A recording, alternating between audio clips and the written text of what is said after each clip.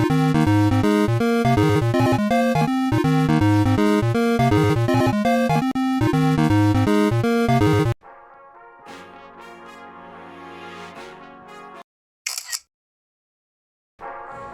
sa inyo mga katropa! Welcome sa isa na namang episode ng The Momo Guevara Show. At para sa episode natin, sa araw na ito, tayo ay dumayo sa Tanawan City sa Batangas upang mag-interview ng isang sikat na fish breeder. Hello guys, bali interview tayo ngayon sa Tanawan City. Papunta tayo ngayon sa bahay ni Sir Julius. Siya yung subject natin para sa vlog natin sa araw na ito. So, I hope magustuhan niyo po yung magiging outcome ng interview namin.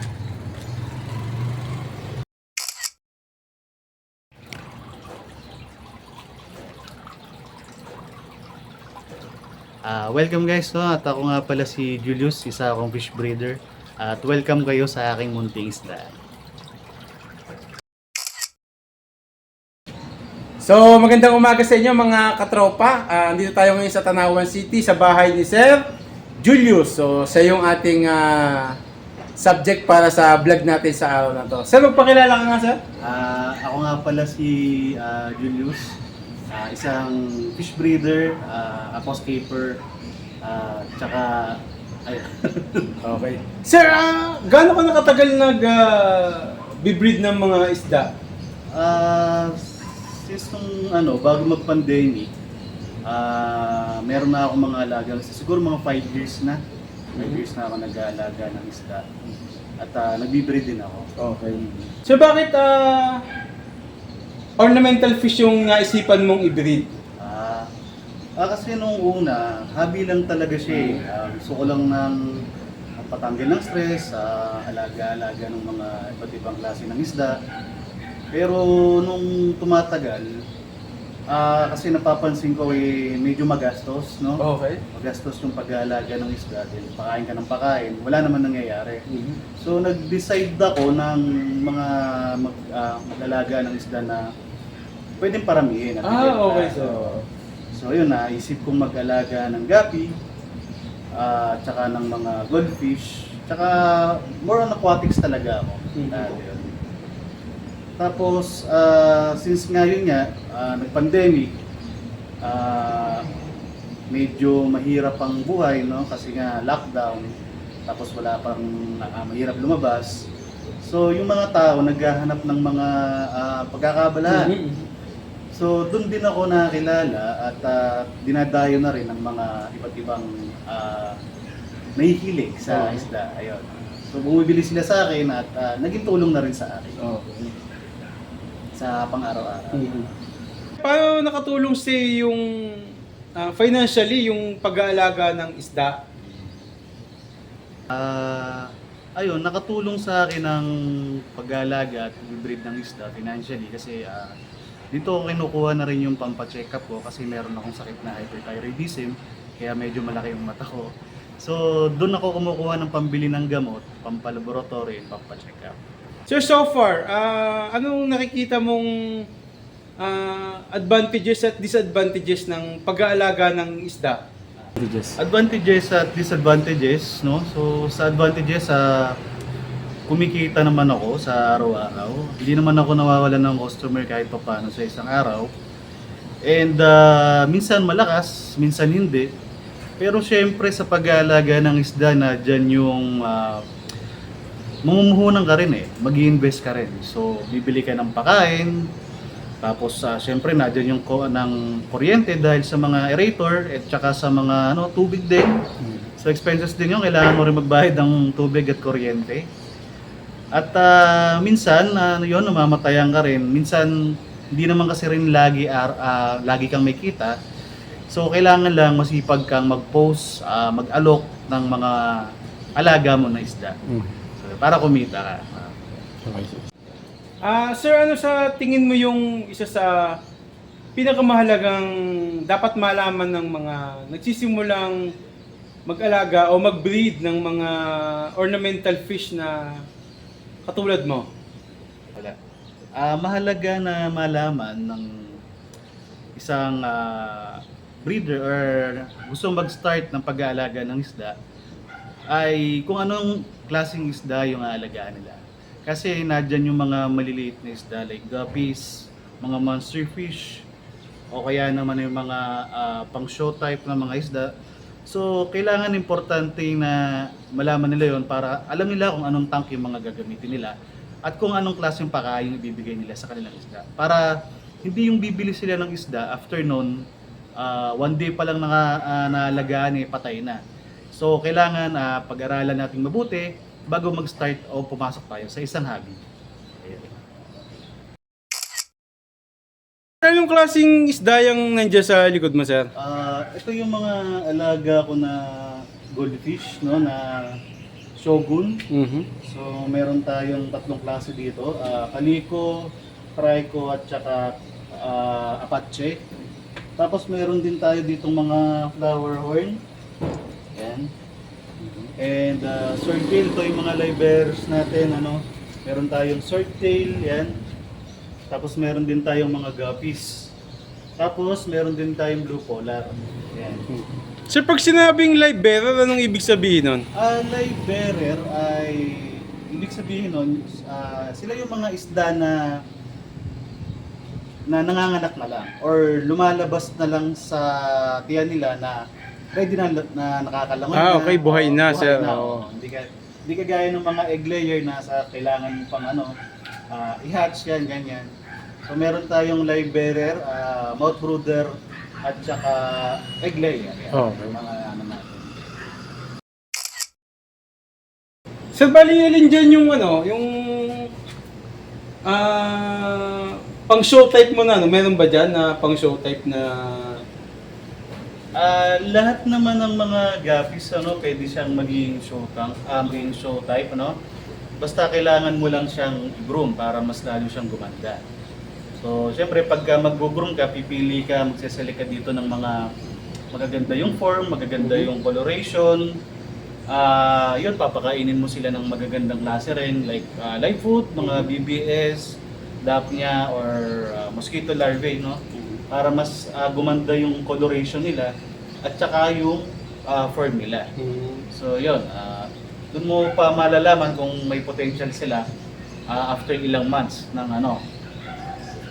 kung gaganda ba sila o hindi. Okay, sir, i-tour mo naman kami dito sa area mo sa likod mo. Ano bang meron dito? Ito na dito yung mga iba kong mga guppies, mga binibreed ko. Tapos nandito rin yung mga aquatic plants ko. So nagpo-propagate din ako ng mga aquatic plants. Ito marami kayo. Available ako kung gusto nyo, chat lang po kayo sa akin. Ito iba't ibang klaseng mga aquatic plants. So tinatanim ko sila ng immersed form para mas mabilis silang dumami. Sir, mas madali bang mag-propagate ng mga aquatic plants kaysa sa mga ornamental fish? Oo, sa aquatic plants, madali lang kasi tatanim mo lang and kailangan lang na mabuhay sila. Tapos hahayaan mo na lang sila. Mabilis naman silang dumami. So yun, yung mga bentahan naman yan per bundle, ganyan. Mostly mga 35 to pero depende sa klase yung price niya, depende sa species ng plants, aquatic plants. So far, ano yung pinaka-mahirap na aquatic plants na buhayin? For me yung mga mga anubias at saka mga buse Asan yun dyan, sir? nasa pond kasi. Nasa pero pond pa, yung iba oh. nasa tank. Kailangan kasi underwater siya at saka matagal talaga siyang lumaki. Okay.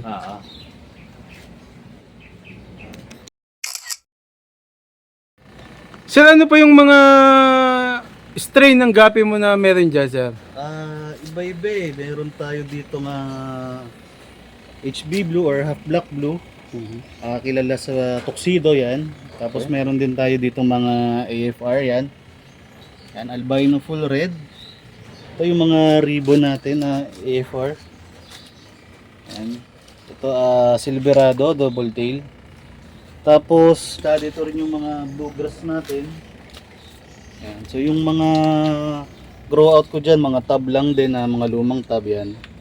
Ito. So tuwing kailan ka nagwa-water change dyan? Mas maganda every other day, 20% water change, Pero medyo marami na rin kasi tayong mga tank ngayon, kaya minsan nagagawa ko na lang ng 2 beses sa isang linggo na lang ako Oh, nagwa-water medyo change. matrabaho pala talaga ano sir. Oh. Madami kasi. Medyo mahirap mag-water change. Sir, ano naman yung mga alaga mo na nandyan sa ano? Ito naman yung mga goldfish ko din na red, white, oranda. Ito. So yan, dyan ko sila pinalalaki kapag dito yung grow out nila. Tapos may isa pa akong tank din pan dito na puro naman mga aquatic plants and dwarf shrimp. Meron din tayong mga blue velvet dito na shrimp, red cherry at saka goldback shrimp. Kailan kasi nagsimulang mag-breed ng mga shrimp? Actually, hindi ko na rin tanda pero habang tumatagal din ako sa hobby, yun, nadadagdagan na lang din ang nadadagdagan yung mga gusto kong alagaan na aquatics. Yan, mga isda, shrimp, and kung ano-ano. Basta, ayan. Sir, yan ba yung ano natin, yun yung pang show type natin na goldfish? Oo, ito yung kasali sa Grow Out Challenge ni Idol Alexis, no? Red white siya, mas dominant yung pagka-white niya, no? And sana makapasok. Ayan. Magkano sa ang premyo sa ganyan, sir? Depende kasi depende sa nagpapashow yan eh. Hindi ko rin alam.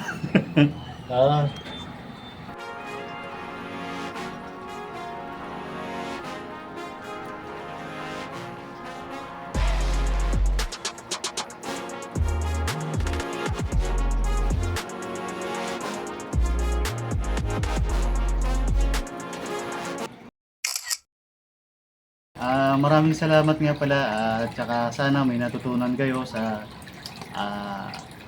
pag-isda, yun, no? Tsaka don't forget to like, share, and subscribe, no? Momo Gibera Show. So, yun. Salamat. Thank you.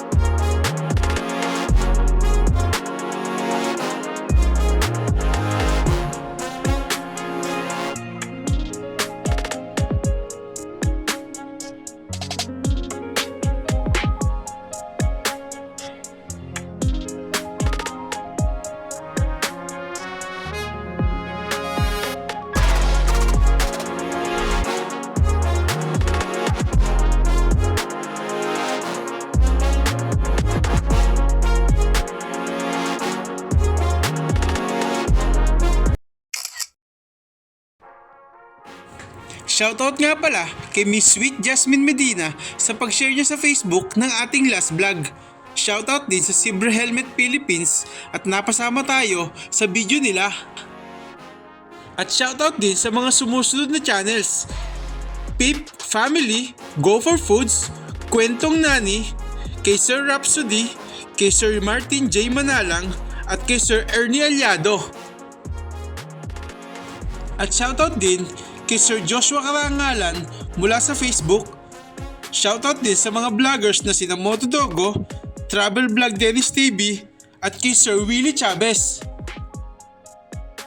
Comment lang po kayo kung gusto nyo pong ma-shoutout sa ating next video. At kung bago po kayo sa akin channel, huwag nyo po sanang kalimutan na mag-subscribe para sa mga susunod nating video. Salamat po!